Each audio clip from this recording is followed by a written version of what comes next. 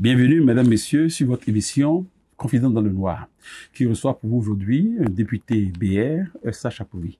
Avec lui, nous allons décrypter l'actualité. Nous allons commencer par l'affaire d'Aïvo, qui est au tribunal actuellement. Nous allons évoquer la loi sur la chefferie traditionnelle. Le président Talon a récemment accordé une interview à notre confrère de Jeune Afrique. Le député va donner son avis sur ce sujet. Nous allons rappeler son nom voté contre la tentative de révision de la Constitution. Et avec lui, nous allons voir, avec le recul, ce qu'il a pu retenir de ce vote.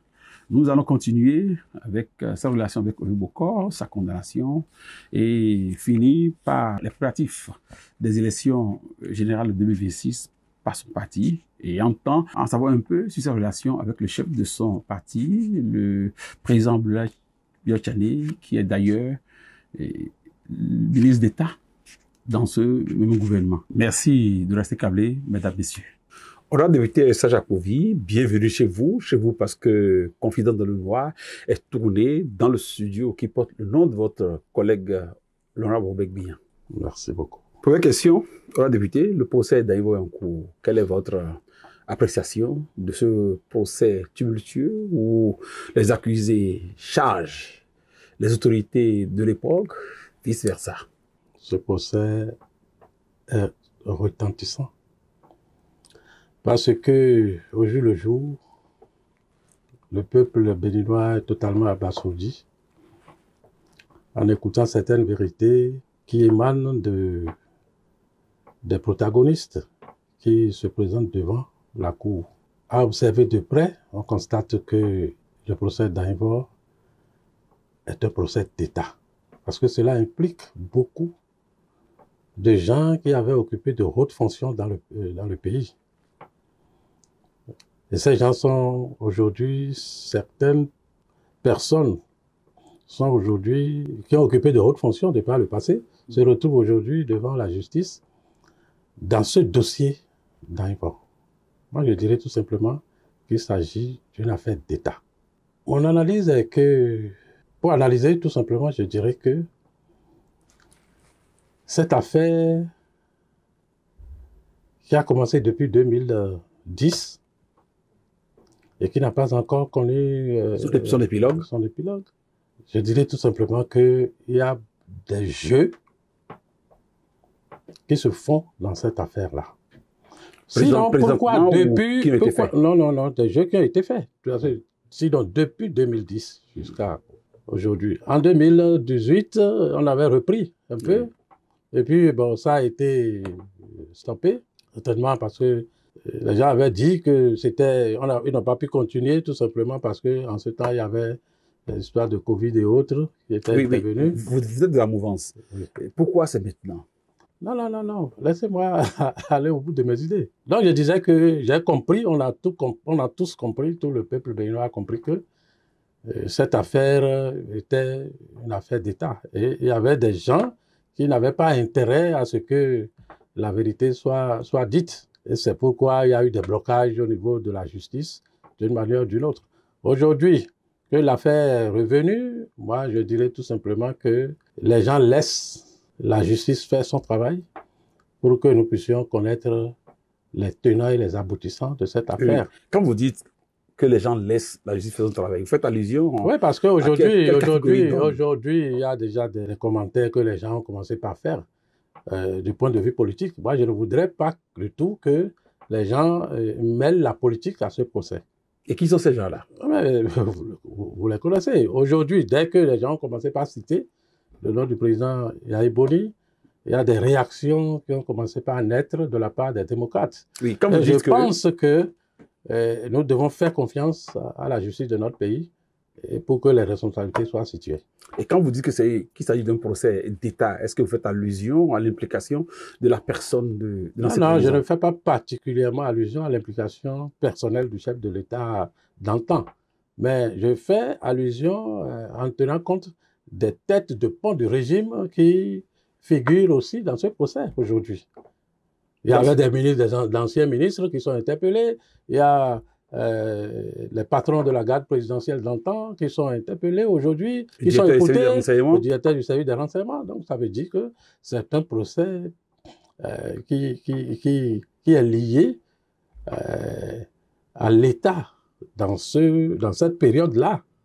Pour la manifestation de la vérité, Oui. s'il est question d'interpeller le président Boni Yayi comme témoin, est-ce que vous, politiques, sachant que bon, nous sommes à l'orée de grandes élections, est-ce que vous serez favorable à ça? Non, mais vous savez, dans un État de droit, tout le monde doit respecter la loi. Et si demain, on devait demander au président Yayi Boni de venir dire devant la justice ce qu'il en sait, moi je serais favorable à cela.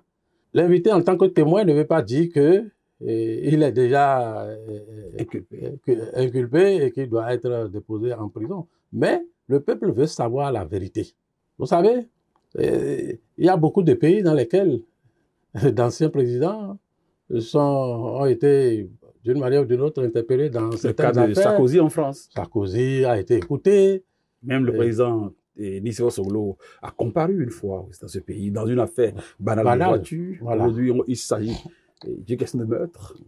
Oui, s'il s'agit d'une question de meurtre, une raison de plus pour que, si il y a des réalités qui font appel résolument au président Yayi Boni, moi je trouve que pour laver son honneur, il a l'obligation de faciliter les choses. Oui, bien. Pour que c'est pas un discours c'est pas un discours de politicien, puisque de l'autre côté, les démocrates ne veulent pas entendre parler d'une éventuelle comparution de Boni Yayi. C'est pour ça que je dis qu'il faut qu'il ne faudrait pas que l'on politise le procès. Ce n'est pas parce que nous avons une garniture politique que nous n'allons pas nous présenter devant la loi.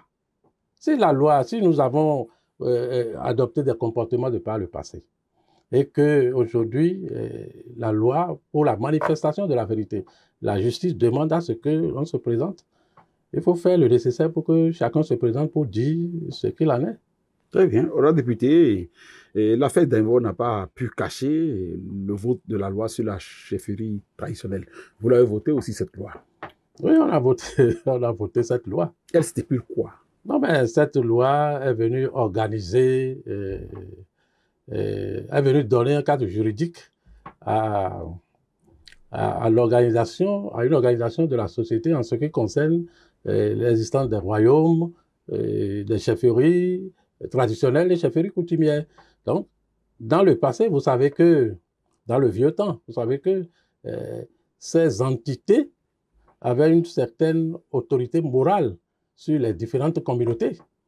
Et c'est ce qui permettait la gestion d'une manière ou d'une autre pacifique de nos différentes contrées.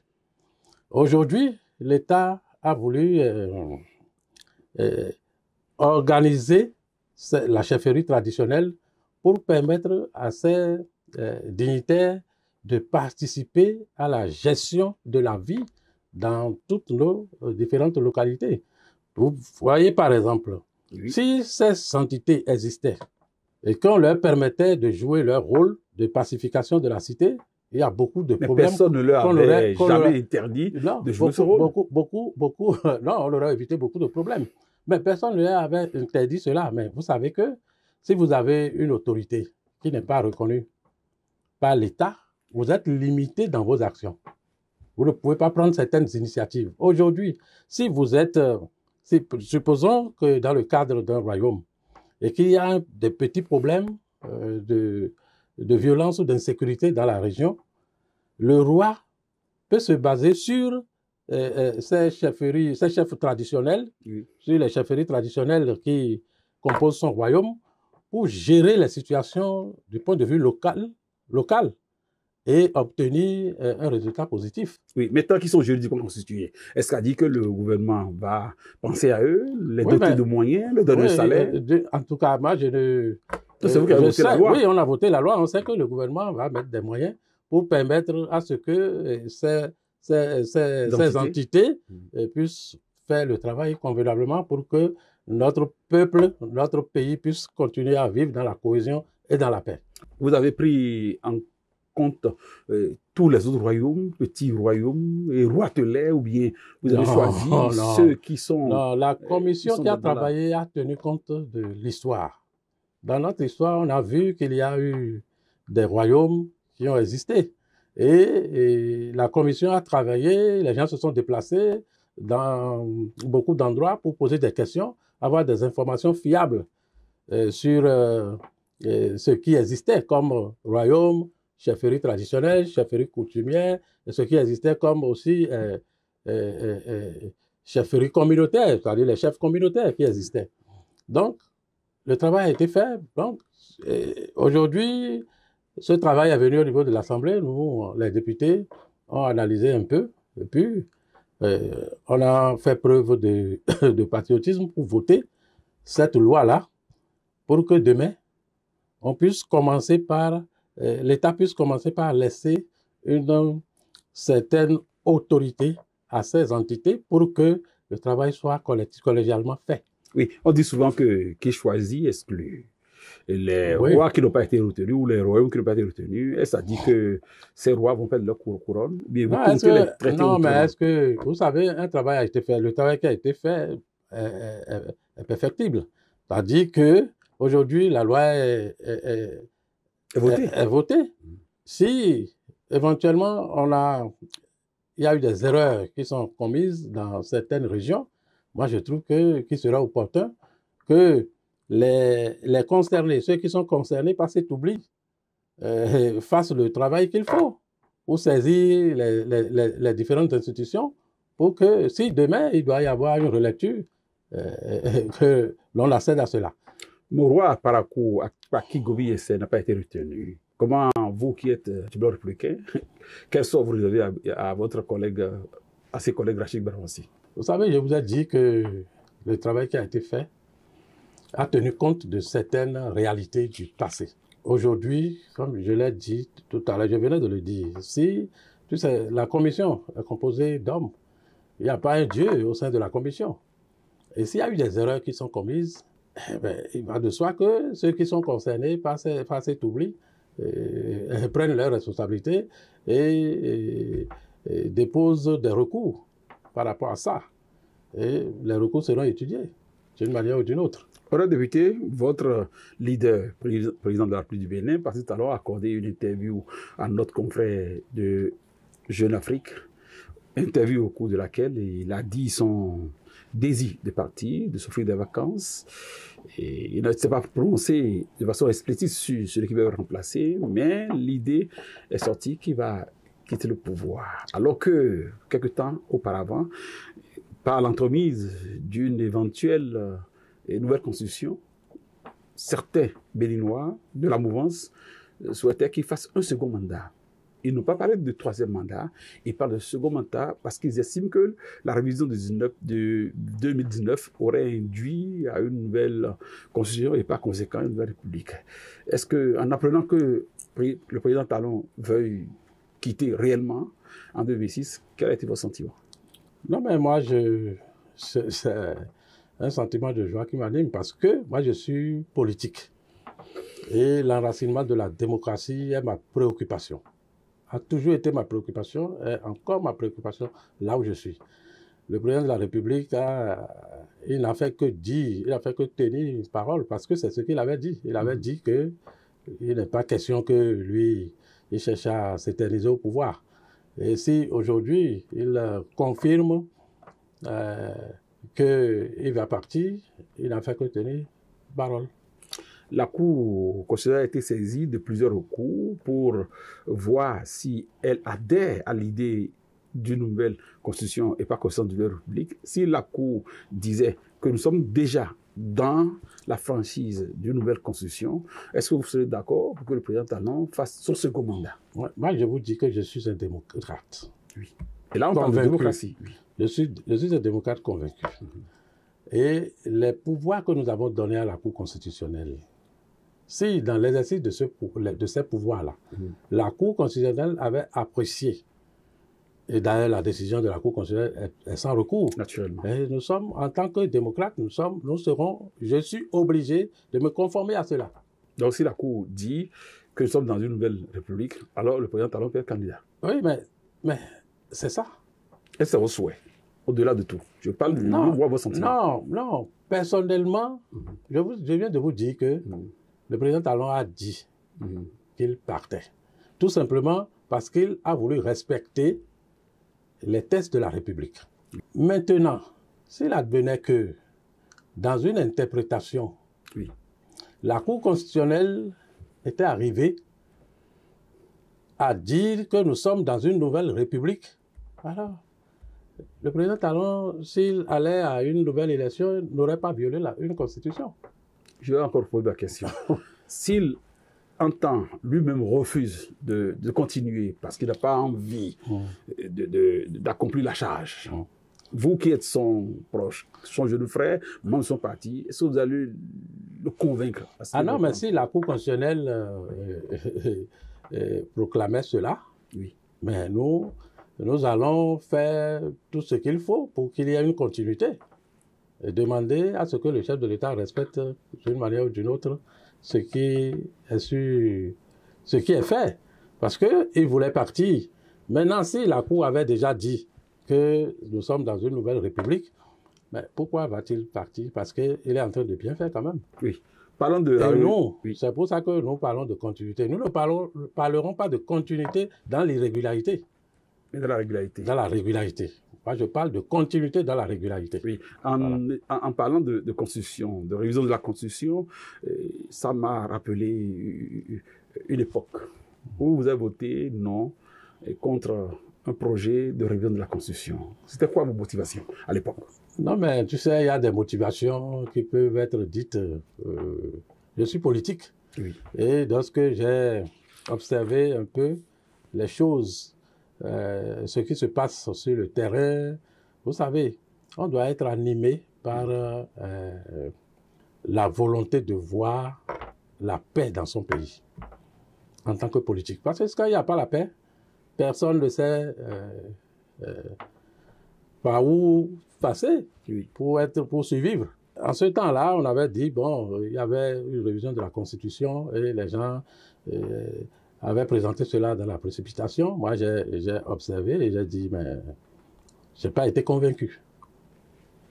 Je n'ai pas été convaincu et j'ai voté contre la révision de la Constitution. Puisque au départ, le chef de l'État avait dit que lui ne voulait pas qu'il y ait même la modification d'une seule lettre de la Constitution.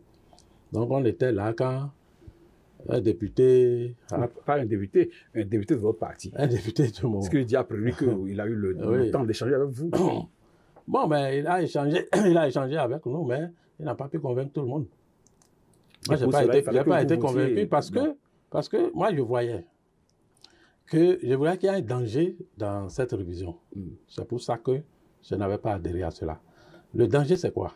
Lorsqu'on va voter et réviser cette constitution, vous allez constater que le mandat du président va connaître une diminution. Oui. Ça veut dire que nous sommes en train de donner implicitement le pouvoir à une assemblée nationale de réduire, d'avoir la possibilité de donner le pouvoir à l'Assemblée nationale qu'elle peut réduire à tout moment un mandat présidentiel. Puisque si on le fait aujourd'hui, on le fera demain. Parce qu'il y aura déjà un précédent. On le fera demain. Et demain, lorsque nous allons nous retrouver avec un Parlement qui serait peut-être majoritairement contre un président de la République. Oui, ce qui peut arriver à tout moment. Ce qui peut arriver à tout moment. Ce Parlement peut se lever aussi pour réduire de façon substantielle le mandat d'un président de la République. Vous ne savez pas que tout ça là peut commencer par créer des problèmes de violence, d'instabilité et de manque de cohésion dans la société. Donc c'est au nom de la paix? Au nom de la paix, parce que nous n'avons pas un régime parlementaire. Lorsque nous allons faire cela, nous risquons de tomber de fait dans un régime parlementaire. Et ce Parlement peut tous les jours se lever et faire ce qu'il veut. Vous n'avez pas voté pour cette révision, vous avez dit non, mais pourtant, vous avez voté pour le code électoral querellé actuellement. Oui, j'ai voté pour le code. Le code n'est pas la Constitution. Pourquoi le code? Parce que voilà que le code est querellé. Quelles étaient vos motivations quand vous votiez oui pour le code?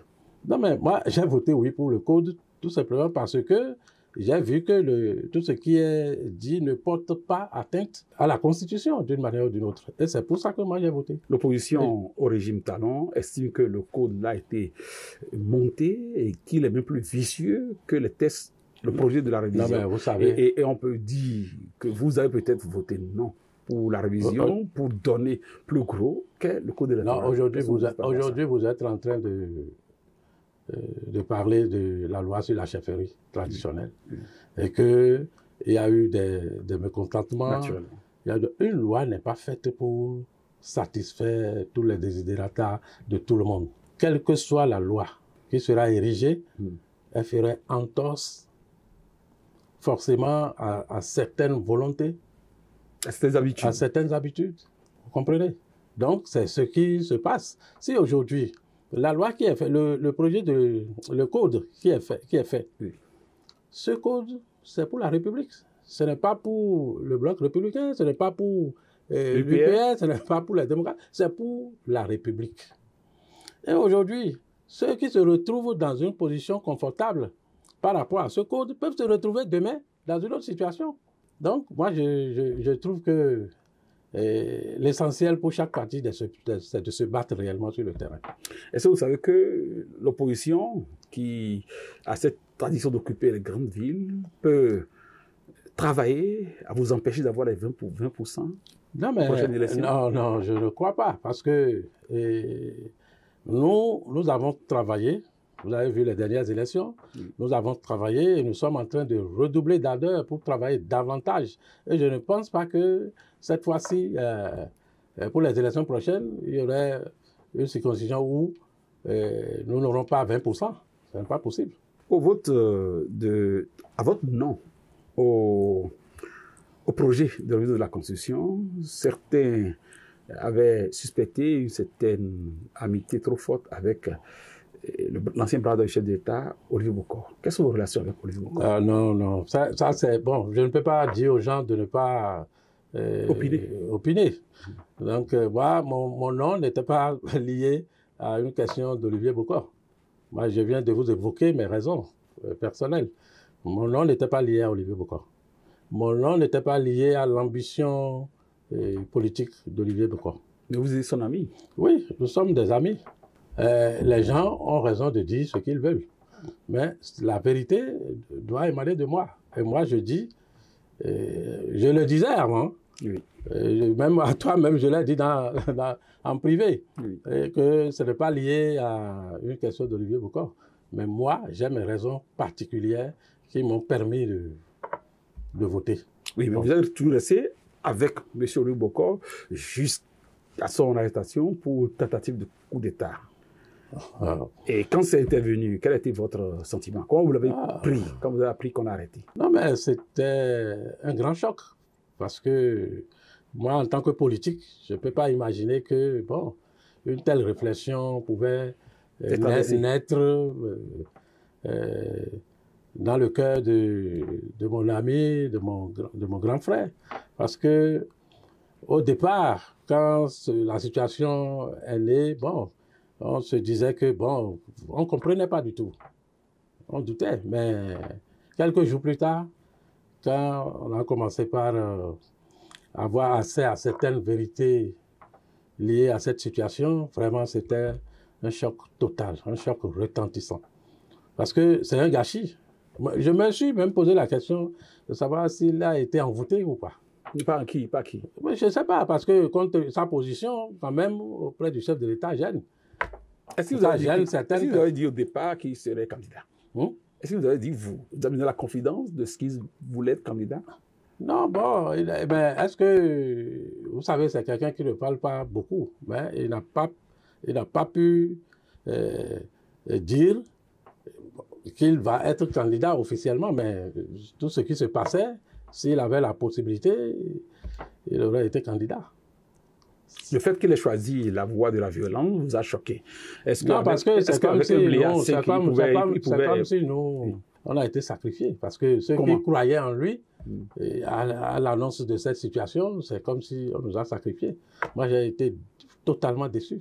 C'est comme si, bon, on nous a tiré dans le dos. Parce que nous, on avait déjà pris des risques politiques. Moi, particulièrement, j'avais déjà pris une position politique en sa faveur.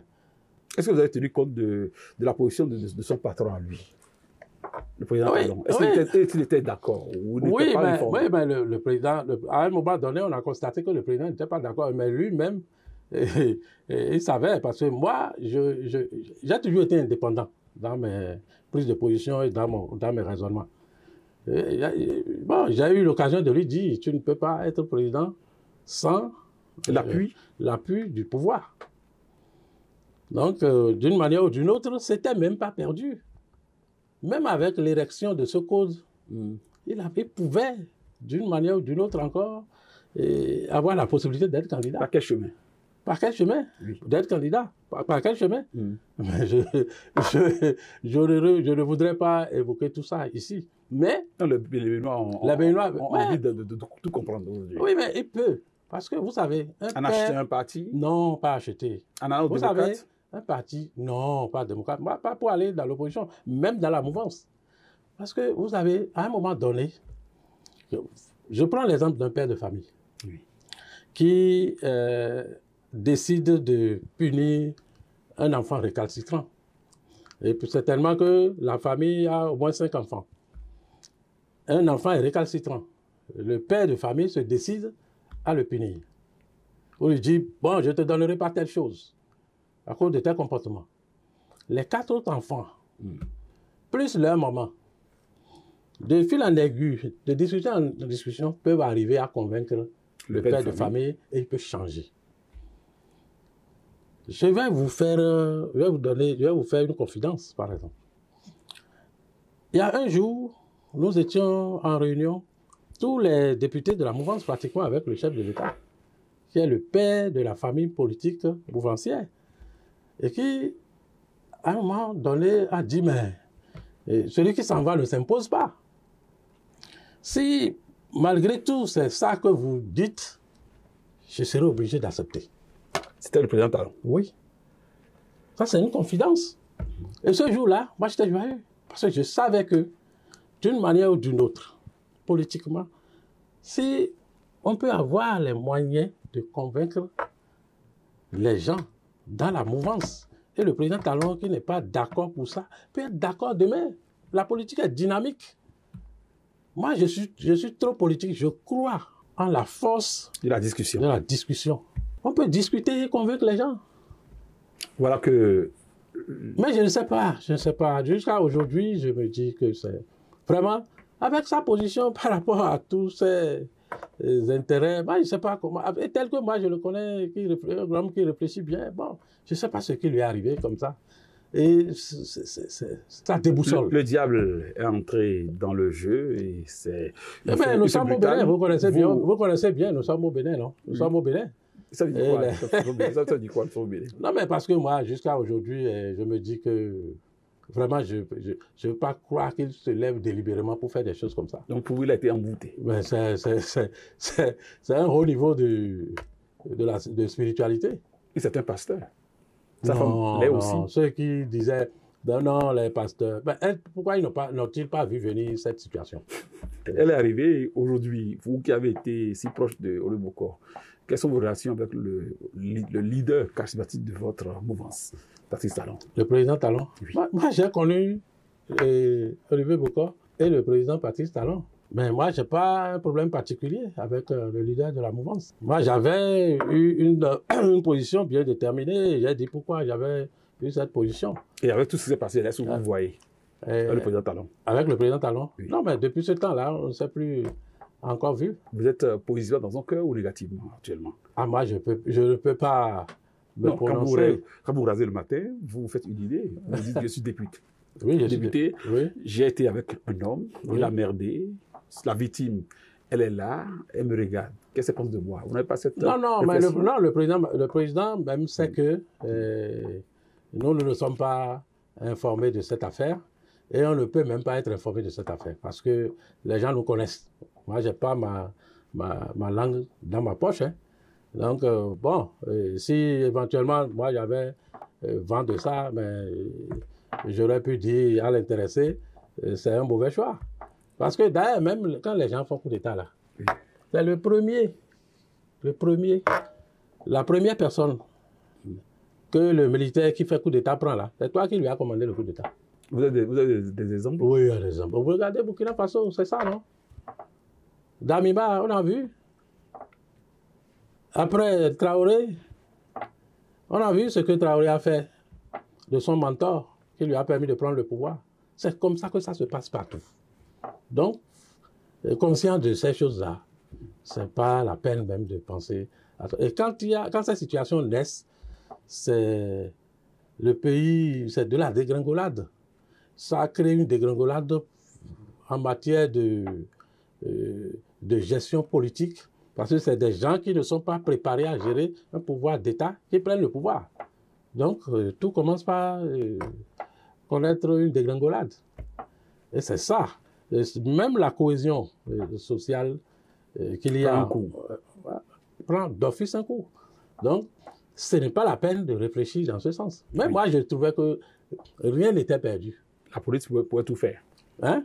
Les débats politiques, la politique pouvait lui permettre de devenir candidat. Je vous le jure. Au titre du BR, par exemple. Non, en tout cas, il peut être le candidat de la mouvance. Il pouvait. C'était pas perdu. Moi, je croyais quand même que moi, je crois que c'était pas perdu. C'est qu'ils ont merdé. Je ne sais pas. Je ne sais pas comment on peut même réfléchir comme ça. C'est pourquoi je ne crois pas. Jusqu'à l'heure où nous sommes, je me dis, connaissant les réalités béninoises, les gens ont pris en charge ce monsieur-là spirituellement. Son cerveau. Non, ils sont pris. Ça se passe. Oui. Je ne peux pas concevoir ça parce que il avait toutes les entrées quand même. Il était trop cupide pour se maîtriser. Non, et aujourd'hui, quelles sont vos relations avec le président de votre parti? Je sais pas, ça fait mal. Aboulaye Tchani, vos relations après ce coup. Puisque vous étiez toujours traité d'être trop proche de Olivier Bokor. Non, mais moi, oui, mais... Qui a combattu Aboulaye Tchani sur tous les plans. Ah non, moi, je ne savais pas. C'est ça, ce que vous... Je ne savais pas. Moi, je ne connaissais pas leurs relations. Soyons francs. Je ne savais pas qu'il y avait même un problème entre ABT et Olivier Bokor. Et puis, je n'ai jamais parlé. Non, Olivier Bokor, lui, dans son projet, voyant que ABT pourrait constituer un obstacle, et jouer à son va-tout pour le mettre en difficulté. Ça, non, mais moi, je ne suis pas informé de ça. Honnêtement, je ne suis pas informé de ça.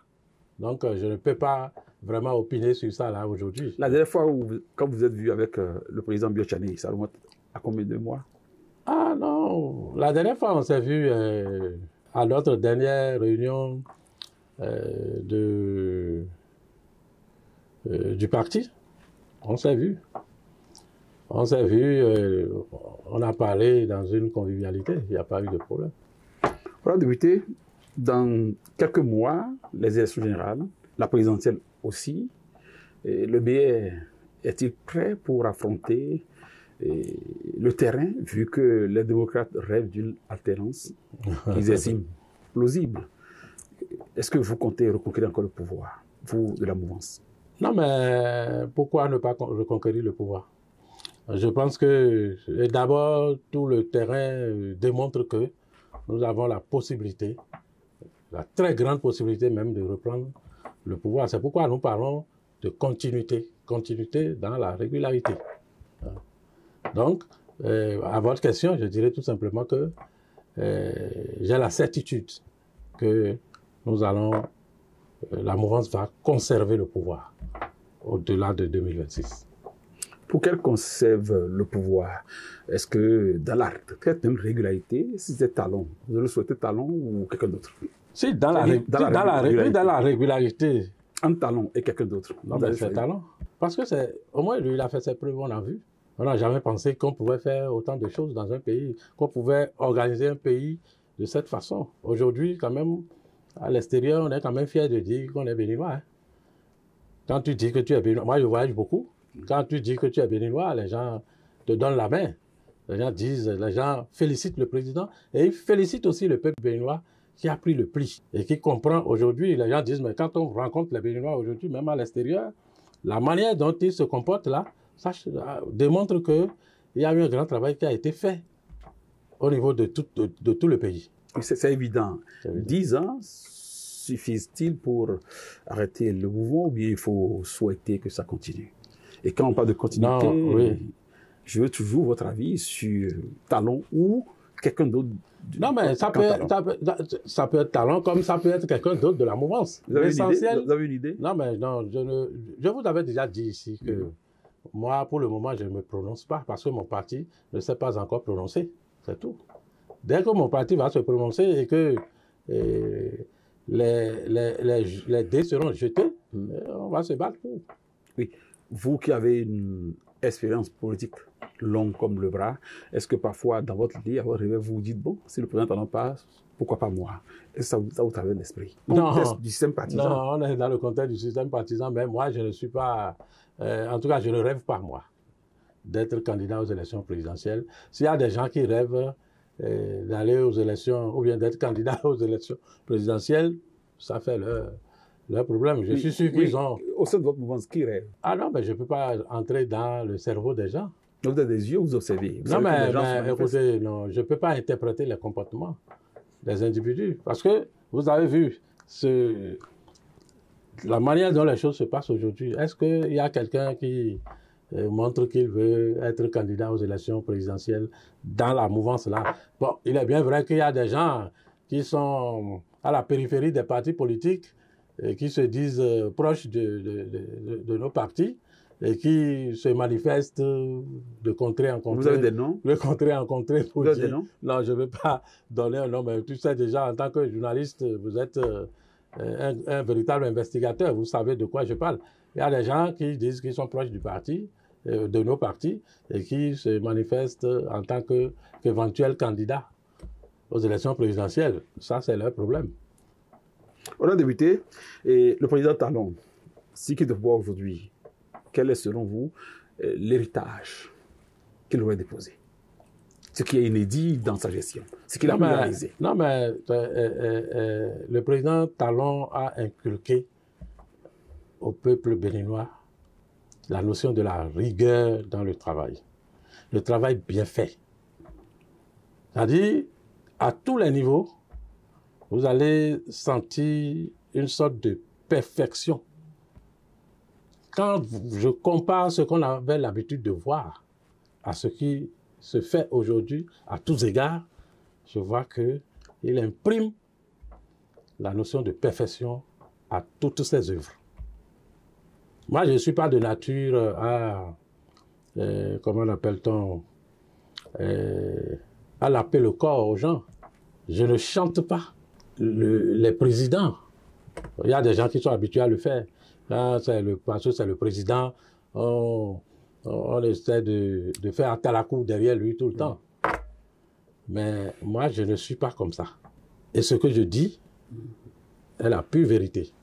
Par contre, les gens disent que ce n'est pas les infrastructures que nous allons manger, les gens veulent manger. Les gens veulent manger. Est-ce que le volet social a été Est-ce que vous avez jamais vu un président de la République qui a distribué de maison en maison de l'argent? Kaïboun l'avait fait presque au palais. Non, mais ça a donné quoi? Au palais, ça a donné quoi? Est-ce qu'il a pu passer de maison en maison pour donner de l'argent? Non. Donc, ça veut dire que la première notion que le régime du président Talon a inculquée aux Béninois, c'est le travail. Le travail bien fait.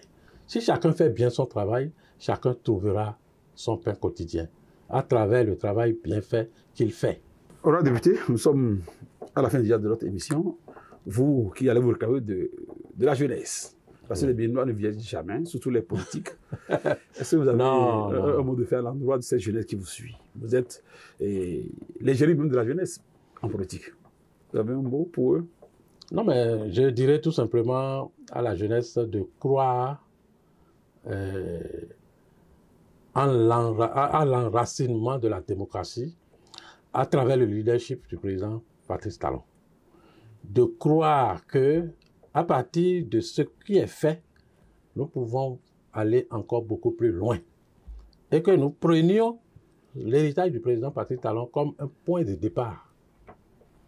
Et pour que demain, nous n'ayons pas un président qui va nous foutre encore dans la merde, un président qui va travailler moins que le président Talon, le peuple risque de le bouter dehors. Ça, c'est le premier principe. Le second principe, le second conseil que je vais donner à la jeunesse, c'est ceci. Vous avez vu que dans notre pays et partout dans le monde, les gens, ce n'est pas seulement les jeunes, ce que je veux dire concerne les jeunes, mais même les grands, les aînés. Quand quelqu'un est dans une bonne position, tout le monde a envie d'être comme lui. Par exemple, quand Olivier Bokor était le bras droit, beaucoup de gens voulaient, d'une manière ou d'une autre, être proches de lui. Nous-mêmes qui sommes un peu proches de lui, on était enviés.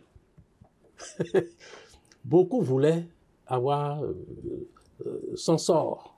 Et c'est pour dire aux gens, moi j'ai toujours dit, depuis mon enfance, je sais, il ne faut jamais envier les gens. Parce que vous ne connaissez pas le contenu réel du destin des gens.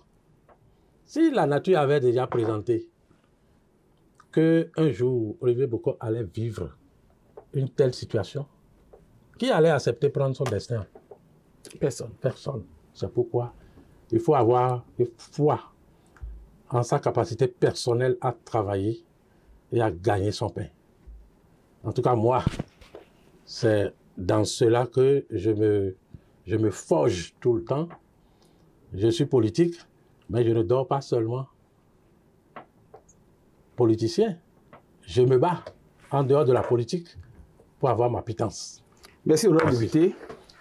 Mesdames, Messieurs, leçon de morale, il ne faut jamais envier l'autre, car en enviant trop, sans connaître le contenu du destin de celui qu'on envie, on pourrait se retrouver dans des situations comme celles que vivent malheureusement Olivier Bokor et son jeune frère Oswald Kobeki. Le député Essa Kovi a aussi émis le vœu que dans les conditions bien démocratiques et régulières, si les questions que par rapport à la décision de la Cour, le président Talon pourrait aller à son second mandat, il est totalement d'accord.